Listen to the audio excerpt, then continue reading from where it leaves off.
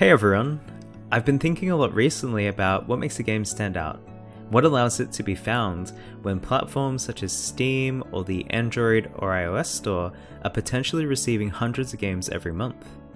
This is on my mind as a major part of sustaining an indie studio is to have financial success with game releases. A major component of getting that financial success is for people to be aware that your game exists so they can purchase it. In this video, we'll be discussing a concept where we can set ourselves apart from AAA studios and get attention on our games. At the core of this video is the idea of the triple indie game. I first heard of this idea when reading an article from the Game Bakers.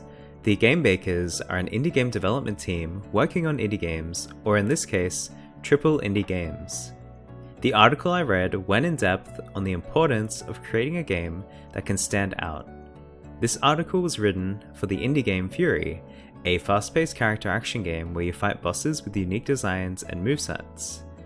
Early in the development of Fury, the team focused on the concept of figuring out the difference between a AAA game and an indie game.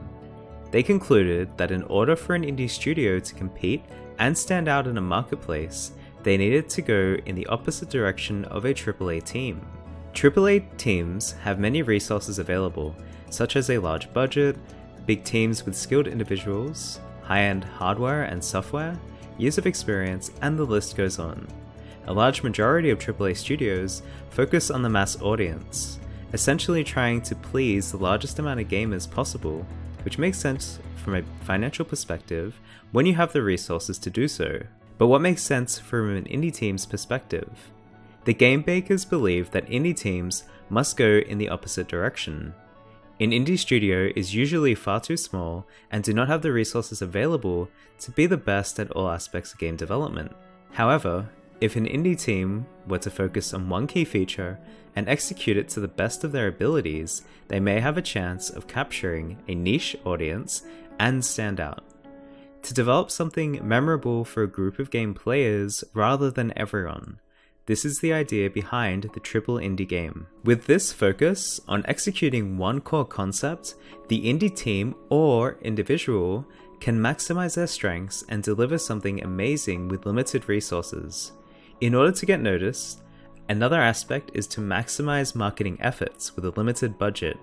As an example, posting content on the game's development using social media platforms such as YouTube, Twitter, Instagram, or Tumblr allow you to get noticed over time.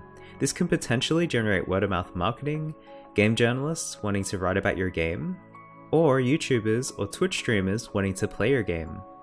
This is all great, but in order for any of this to work, that core concept cannot be bland.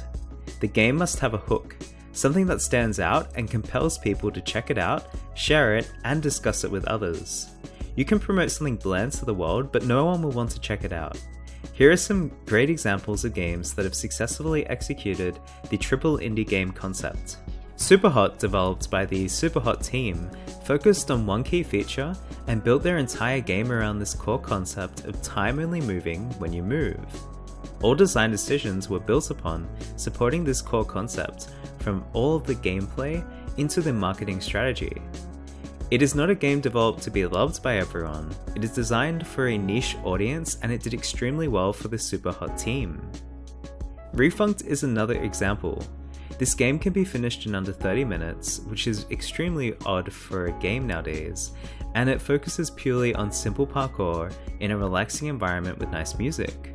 I like this example a lot, as it proves that the core loop of the game does not always have to be something super unique. It can be a mechanic used in other games but presented in a unique way. This game has stood out and been bought by thousands of people, and it is loved by its community. With this community, the developer Dominique can release other games and receive support, which is amazing.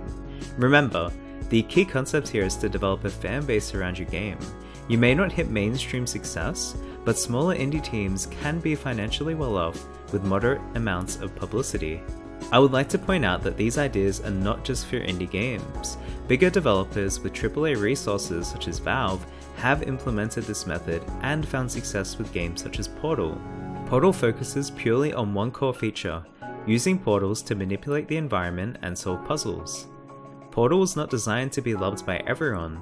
The puzzle genre has a much smaller player base than the shooter genre. So you may be thinking, well, these people have had success, so does that mean I have to do the same thing?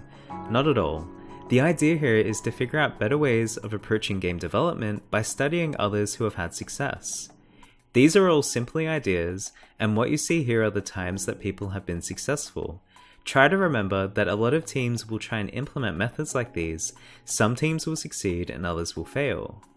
But building a core concept, developing an audience around your game, and releasing it to that audience has been proven, and it may be something that works for your team. The most important thing is that you figure out an approach that you agree with. I'm personally prototyping games now with this in mind, as I really like this approach, so let's see how I go with it. I would love to know what you think of these ideas presented, so let's create a discussion in the comments below. Thank you all so much for watching. I hope this video provided some information that was informative and valuable. If you enjoyed the video, make sure to subscribe for similar content. I'll see you all in the next video.